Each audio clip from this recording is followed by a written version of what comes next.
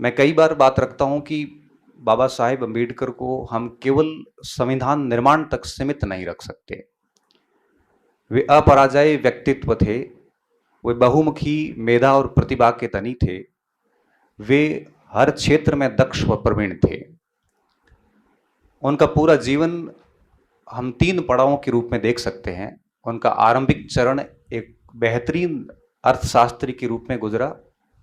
उनके जीवन का शेष भाग सामाजिक समानता स्थापित करने में गुजरा और जीवन के अंतिम भाग में दुनिया का शानदार और भारत का सबसे पवित्र दस्तावेज भारतीय संविधान दिया। जब वो बड़ौदा राज्य की छात्रवृत्ति पे यूनिवर्सिटी ऑफ कोलंबिया पहुंचे अमेरिका में, तो वहां पर डॉक्टर जॉन मेनार्ड किन्स, जो कि फादर ऑफ मैक्रो इकोनॉमिक्स कहलाते हैं, फादर ऑफ वर्ल्ड बैंक और साथ में आपकी कई सारी संस्थाओं के जनक कहलाते हैं। यूरोपियन हेजेमनी थी उस समय इकोनॉमिक्स के ऊपर। किसी की इतनी हिम्मत नहीं थी कि यूरोपियन अर्थशास्त्रियों को कोई चुनौती दे सके। जॉन मेनार्ड किन्स भारत के अंदर करेंसी को गोल्ड एक्सचेंज पर लागू करना चाहते थे और इस बात पर बाबा साहेब की उनके साथ में एक गजब डिबेट होती है। बाबा साहेब उनसे बिल्कुल असहमत थे और उन्होंने कहा कि इस तरह आप भारतीय रुपए को अपने कंट्रोल में करना चाहते हैं, गोल्ड एक्सचेंज की जगह गोल्ड स्टैंडर्ड लागू किया जाए। यह अपने आप में बहुत बड़ी बात थी। यूरोपियन अर्थशास्त्री को इस तरह से कहना ही बहुत बड़ी बात थी और उन्हीं के जवाब में the problem of the rupee, its origin and solution नामक जो पुस्तक लिखी गई, जिनकी प्रस्तावना प्रोफेसर कैनन महोदय ने लिखी, इनमें उन्हीं तर्कों को शामिल किया गया है जिसमें जॉन मेनार्ड किन्स को काटा गया था। साथ में वहां पर रहते हुए आपने समानता, स्वतंत्रता जैसे कई विचारों को अपनाया और जब royal commission on finance and currency गठित हुआ और हिल्टन यंग जब भारत आते 1926 के अंदर, भारतीय रुपए की समस्याओं के समाधान के लिए जब वो भारत पहुंचे, तो उस समय भारतीय अर्थशास्त्रियों से जब बात की तो सभी अर्थशास्त्रियों के हाथ में the problem of the rupee की कॉपी थी और उसी की परिणति हम रिजर्व बैंक ऑफ इंडिया के रूप में देखते हैं। और यही कारण है कि बाबा साहेब को आरबीआई का जनक कहा जाता है। आरबीआई हर अपनी स्थापना 1 अप्रैल को डॉक्टर बाबा साहेब को याद करती है। इकोनॉमिक्स के क्षेत्र में कम योगदान नहीं था। उन्होंने provincial finance in British India, national dividend and historical and analytical approach, इन्होंने बहुत सारे इकोनॉमिक्स पे काम किए थे और इकोनॉमिक्स का क्षेत्र आज भी बाबा साहेब का ऋणी है।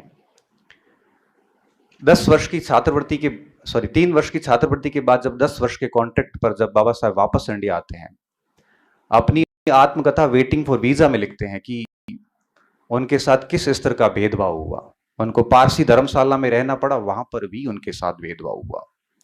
उसके बाद उन्होंने तय कर लिया कि सामाजिक समानता स्थापित करना, उन बेड़ियों को तोड़ना बहुत आवश्यक है। यही कारण था कि उन्होंने स्वयं को स्वतंत्रता संग्राम से अलग कर लिया, ये मानते हुए कि अगर दलितों को, वंचितों को अगर मुख्य धारा में लाना है तो अंग्रेजों का यह रहना जरूरी है। सवर्ण उनको इस स्तर पर लाने में बहुत बाधा खड़े करेंगे। महात्मा बुद्ध ने सामाजिक समानता के लिए जो संघर्ष आरंभ किया था वो मरा नहीं था, वो दवा अवश्य था। उसको पुनर्जीवित करने और गति देने का काम बाबा साहेब ने किया था। और फिर भारत में रहते हुए उन्होंने विभिन्न सारी पत्र पत्रिकाएं, एक पत्रकार के रूप में भूमिका निभाते हुए मूक नायक, बहिष्कृत भारत, जनता जैसे अखबारों का संपादन कर दलितों के अधिकारों को नेशनल इश्यू बनाया। यही नहीं, साउथ बोरो समिति में रहते हुए मॉन्टेस्क्यू चेम्सफोर्ड सुधारों में दलितों को स्थान देने के भरसक प्रयास किए। उसके बाद जब साइमन भारत आते हैं तो उनका स्वागत किया गया और उसके बाद में जब गोलमेज सम्मेलन हुए लंदन के अंदर तीनों, उनमें बाबा साहब ने भाग लिया और दलित समस्या को अब केवल राष्ट्रीय समस्या रहने नहीं दिया और इस समस्या को पूरी दुनिया के सामने रखा। पूरी दुनिया को पता चला कि भारत में दलितों के साथ में किस स्तर का व्यवहार किया जा रहा है। इसी दौरान भारत में कई सारे आंदोलन, महार आंदोलन हो, चाहे वो आपकी चौदार आंदोलन हो, कई सारे आंदोलन का नेतृत्व किया और दलितों को जागरूक करने का बीड़ा उठाया। ये सारे प्रयास चलते रहे, साथ साथ में राजनीतिक अधिकार देने के लिए बहिष्कार हितकारिणी सभा हो, चाहे इंडिपेंडेंस वर्कर पार्टी हो, ऐसी कई सारी फेडरेशन स्थापित की। एक अकेला व्यक्ति दलितों की पूरे भारत की आवाज बन चुके थे और गोलमेज सम्मेलन के परिणाम निकले कि कम्युनल अवार्ड में दलितों के लिए एक व्यक्ति 2 मत जैसे प्रावधान शामिल करने पड़े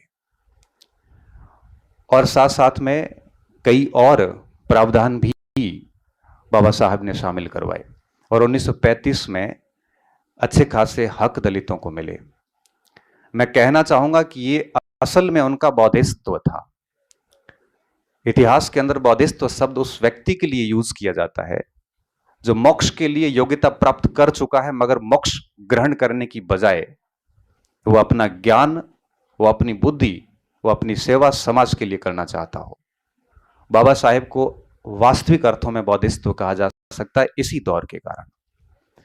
वो चाहते तो यूरोप, अमेरिका में बहुत शानदार लवाइस लाइफ जी सकते थे, वो चाहते तो वो बहुत बढ़िया जिंदगी वहां पे रह के जी सकते थे, वो भारत आते ही नहीं।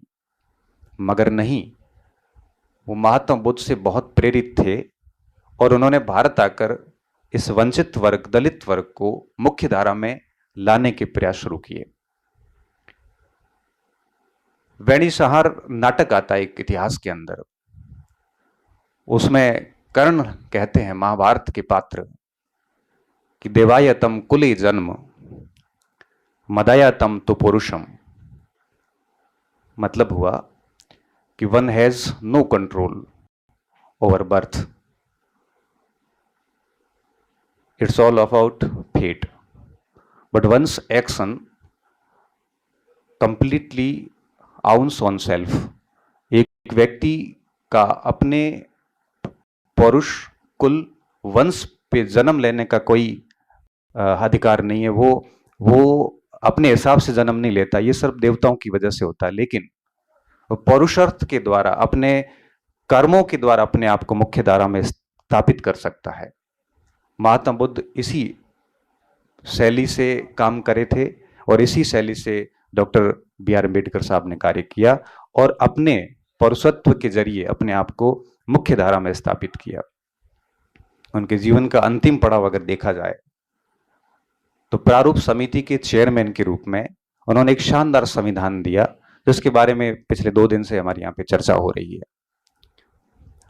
शिकागो विश्वविद्यालय के प्रोफेसर टॉम किविंसन लिखते हैं कि 1789 के बाद में जब इन्होंने जितने भी संविधान लिखे गए, जब उनका अध्ययन किया उन्होंने और पाया कि संविधानों की औसत आयु कोई 17 वर्ष के आसपास रही होगी और भारत का संविधान आज भी 75 साल के बाद उतना ही प्रासंगिक और उतना ही महत्वपूर्ण बना हुआ है।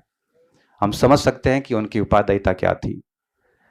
एक अपराजय व्यक्तित्व के धनी, बहुमुखी प्रतिभा, हर विषय में महात्मा बुद्ध की भांति डॉक्टर बाबा साहब अम्बेडकर का एक महत्वपूर्ण योगदान रहा। इस अवसर पर मैं उनको याद करते हुए मैं मानता हूं कि भारत के स्वतंत्रता संग्राम में जो कार्य हमारे राष्ट्रीय नेताओं ने किया, वही सामाजिक क्रांति के अंदर बाबा साहेब ने किया था। इतिहासकार एमरसन ने एक बार फ्रांस की क्रांति के संबंध में कहा था कि फ्रांस की क्रांति से अगर सामाजिक क्रांति को निकाल दिया जाए तो शेष शून्य बचेगा। हम ये बात नहीं भूलें कि स्वतंत्रता संग्राम के साथ साथ में भारत में एक सामाजिक क्रांति भी चली थी और उसी क्रांति के पुरोधा बाबा साहेब अम्बेडकर थे, जो किसी एक क्षेत्र तक नहीं बल्कि बहुआयामी, वो एकांगी व्यक्तित्व नहीं थे। इसी बात के साथ मैं अपनी वाणी को विराम देता हूं। जय भारत, जय हिंद, जय संविधान।